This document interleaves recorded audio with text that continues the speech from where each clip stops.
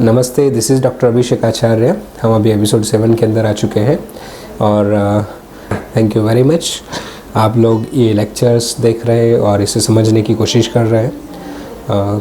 काफ़ी सारे कमेंट्स भी मुझे पर्सनली मिलते हैं और इससे मुझे लगता है कि मैं सही दिशा के अंदर जा रहा हूँ। Thank you so much once again. हम सीधे मुद्दे पे आएंगे। एपिसोड 6 के अंदर हमने वात प्रकृति के बारे में बात करी थी कि वात प्रकृति में क्या क्या चीज़ें जो है बिहेवियरली और मेंटली एग्जीक्यूट होती है और अल्टीमेटली उसका जो इम्पैक्ट है इम्यूनिटी के ऊपर वो कैसे और कितना पड़ता है। ओके, तो आज हम बात करने वाले हैं अपनी नेक्स्ट प्रकृति, पित्त प्रकृति। उससे पहले मैं अगेन आपको ये बता दूं, प्रकृति डिटेक्ट करना थोड़ा सा डिफ़िकल्ट है, तो बेटर है कि आप कोई जानकार वैद्य हो उसके पास से ये प्रकृति डिटेक्शन करवाए अपनी।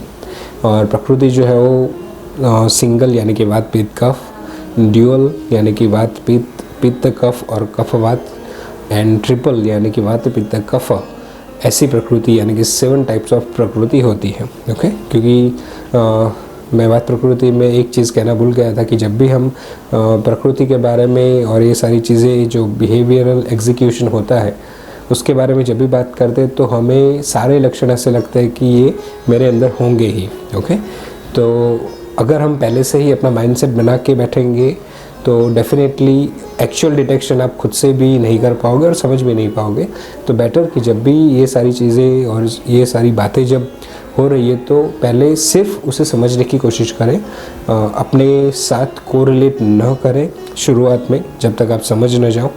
उसके बाद में फिर आप न्यूट्रल वे में जब आप एग्जामिन करोगे खुद का भी तो आपको थोड़ा बहुत डेफिनेटली पता चलेगा कि ये सारी चीज़ें कैसे काम करती हैं। ओके, तो मेरी सभी व्यूअर्स से ये गुजारिश रहेगी कि सिर्फ जब भी ये लेक्चर्स आप सुनने को या शुरू करते हो तो इतना ध्यान में रखें कि कभी भी शुरुआत से ही अपने आप में ये सारे लक्षण को रिलेट ना करें तो आप इजीली उसे समझ पाएंगे, नहीं तो और ज़्यादा कंफ्यूज होने के चांसेस बहुत ज़्यादा है।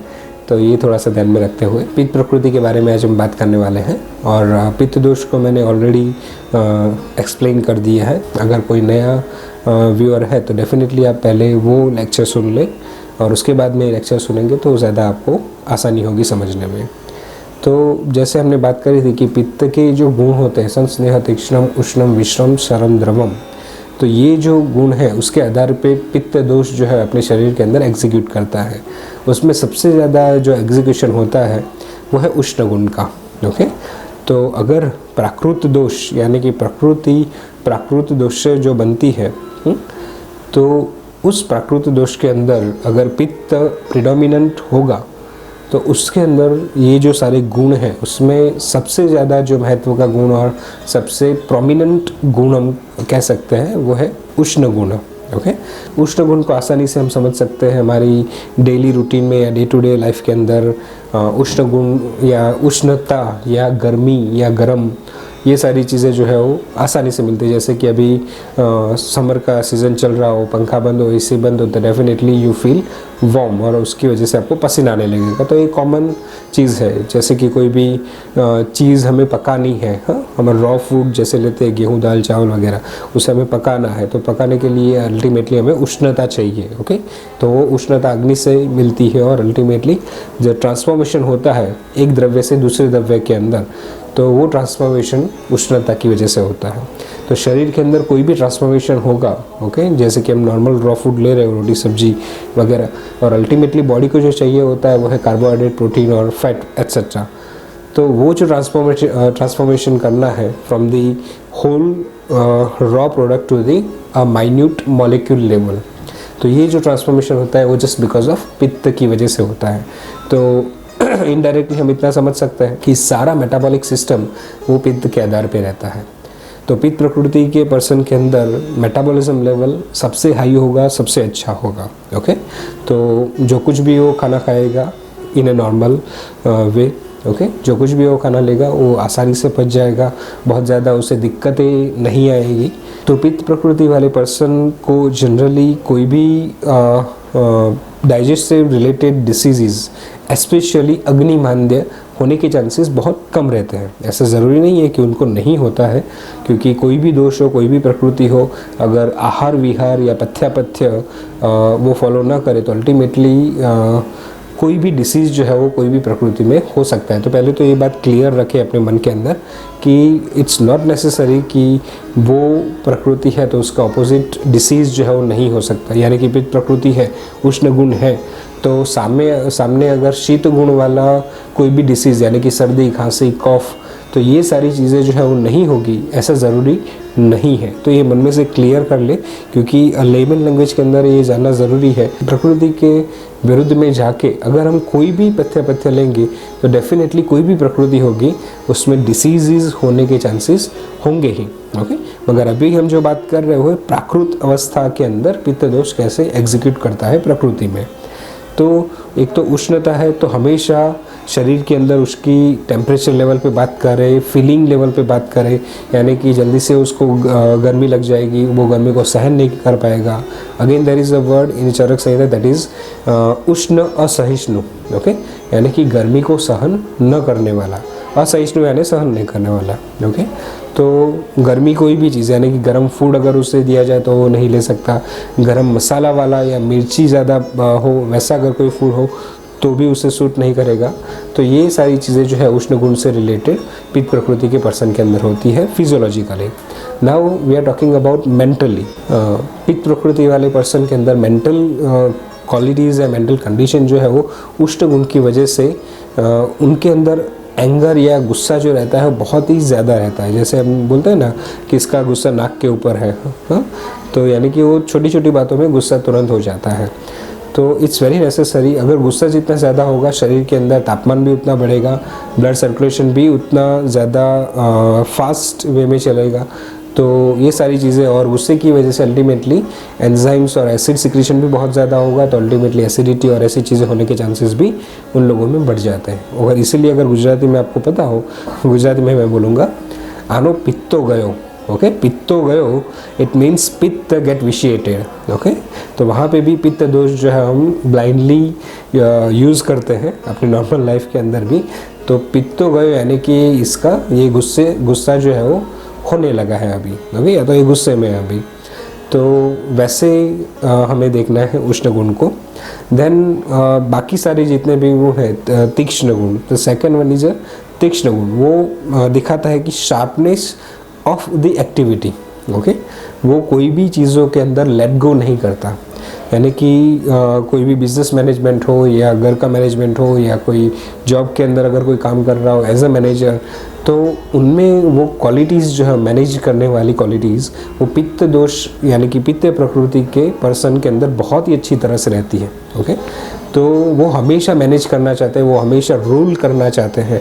पित्त प्रकृति पर्सन जो घर में होंगे तो घर पे रूल करने की कोशिश करेंगे, जॉब पे होंगे तो वो अपने अंडर जितने भी होंगे उनको अपना कहना करने के लिए वो थोड़ा सा उकसाने की कोशिश करेंगे। और अगर इनकेस कोई नहीं करेगा उनका कहना वगैरह, तो अगर कोई नहीं करेगा उनका कहना तो डेफिनेटली वो जल्दी से गुस्सा हो जाएंगे। ओके, और हमेशा पित्त प्रकृति पर्सन क्या होगा, वो अपनी बाउंड्रीज के अंदर ही बहुत ज़्यादा बनाने की कोशिश करता है, यानी कि उनके वर्क सराउंडिंग्स के अंदर, फैमिली सराउंडिंग्स में, फ्रेंड्स के सर्कल के अंदर वो ज़्यादा से ज़्यादा अपना प्रभुत्व या अपना जो प्रधानत्व बोलते हैं हम वो दिखाने की कोशिश करता है। मगर हमेशा वो ध्यान में रखते हैं कि उनकी सराउंडिंग्स के अंदर ही वो ज़्यादातर काम करते हैं। ओके, तो एक सेफ़ एनवायरनमेंट के अंदर वो पूरी चीज़ मैनेज करने की कोशिश करते हैं।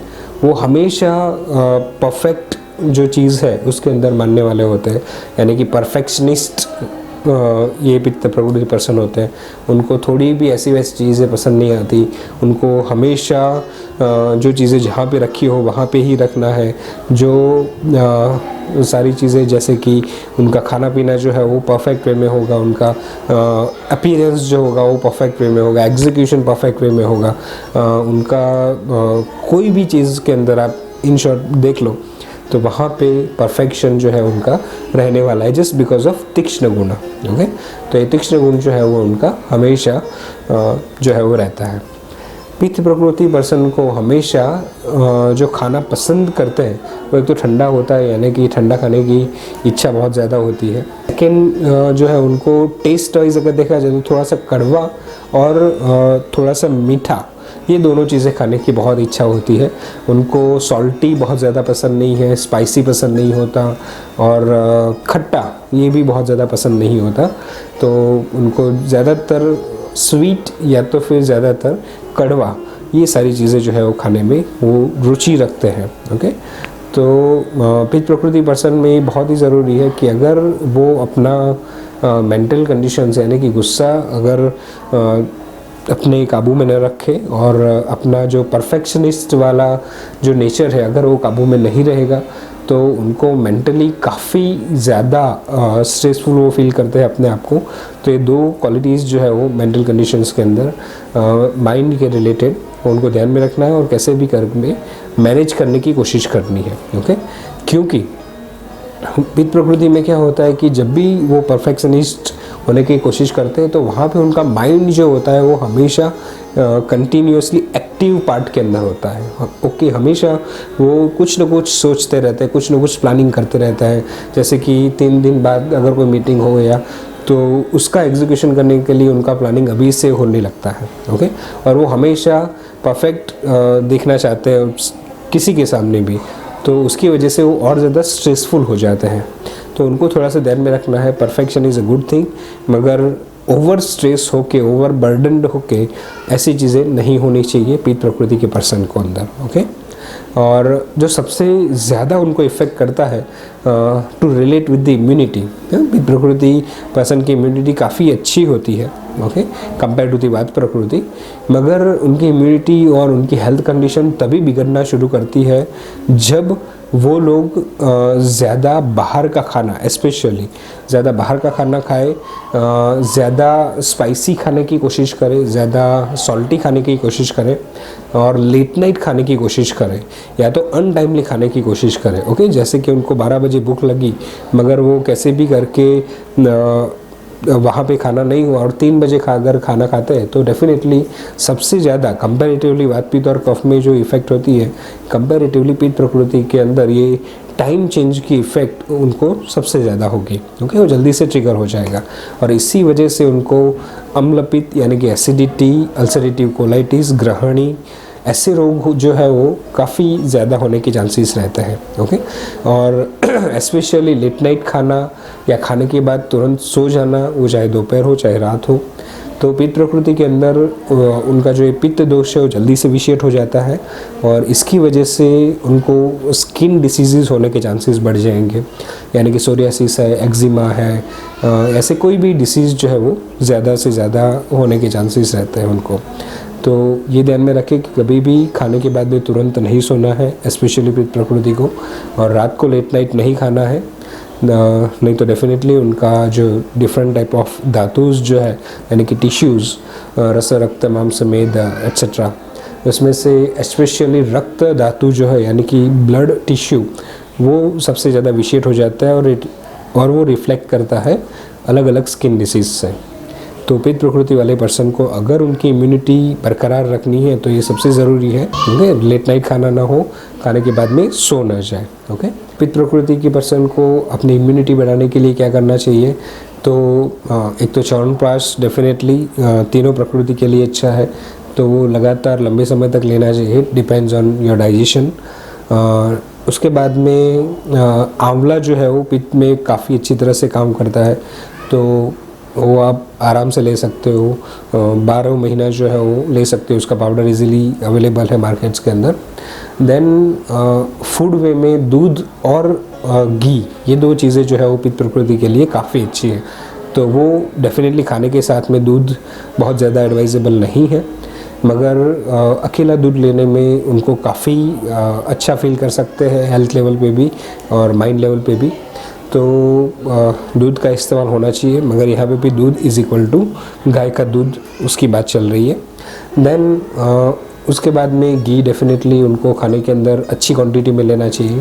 पित्त प्रकृति पर्सन को थोड़ा सा रिलैक्स रखने के लिए शिरोधारा करके जो ट्रीटमेंट आती है आयुर्वेद के अंदर, वो अगर वो बार बार बीच बीच में करवाते रहेंगे, जैसे कि एक साल में एक आध 2 सिटिंग्स ऐसे लेंगे तो उसमें काफ़ी उनको इम्प्रूवमेंट फील होगी, स्पेशली माइंड को काम रखने के लिए।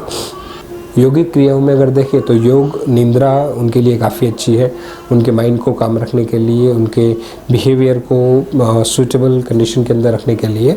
देन ऐसे ही स्मॉल एक्सरसाइजेज जैसे कि मैंने बोला था सूक्ष्म क्रियाएं जो है वो उनके लिए काफ़ी बेनिफिशियल हो सकती हैं, तो सूक्ष्म क्रियाएं करनी चाहिए। पीक प्रकृति पर्सन को स्पेशली विगरस एक्सरसाइज नहीं करनी है, ये बहुत ही ज़रूरी है ध्यान में रखना। विगरस एक्सरसाइज, बहुत ज़्यादा पसीना हो ऐसी एक्सरसाइज नहीं करनी है, तो उनको हमेशा लाइट एक्सरसाइज पे ही ध्यान देनी है। जॉगिंग वगैरह थोड़ी दूरी तक ठीक है, 1-2 किलोमीटर तक, मगर बहुत ज़्यादा लंबे समय तक 1 घंटे तक जॉगिंग करना या जिमिंग करना, बहुत ही हैवी एक्सरसाइज करना उनकी प्रकृति के लिए अच्छा नहीं होगा। उनके जो जितने भी सारे न्यूट्रिएंट्स होंगे वो जल्दी से बर्न हो जाएंगे और जल्दी से वो डेफिशिएंट हो जाएंगे डिफरेंट टाइप ऑफ टिश्यूज़ के अंदर, और काफ़ी सारी चीज़ें जो है वो हैम्पर हो सकती हैं। यहाँ तक आज के लिए हम रखते हैं। तो this is doctor Abhishek Acharya. Thank you so much for the viewers and please share and subscribe my channel, that is Vedic Ayur Productions। just जुड़े रहिए हमारे साथ में, ऐसे लेक्चर्स आते रहेंगे और आपको इन्फॉर्मेशन मिलती रहेगी। आयुर्वेद में हमेशा कहा जाता है कि वो इन्फॉर्मेशन को आप कैसे डाइजेस्ट कर सकते हो उतना इम्पैक्ट आपके ऊपर रहेगा, तो सिर्फ सुनना नहीं है, इसके ऊपर थोड़ा सा मनन, चिंतन मनन होना चाहिए, जिसकी वजह से आप अपने खुद को, अपने आप को चेंज कर सकते हो, अपने घर को, घर के वातावरण को चेंज कर सकते हो। और आयुर्वेद जैसा जो साइंस है वो डेफिनेटली आपको काफ़ी मदद कर सकता है अगर आप उसे मदद करने दोगे तो। ओके, तो that's for today. This is doctor Abhishek Acharya. जय हिंद, जय भारत।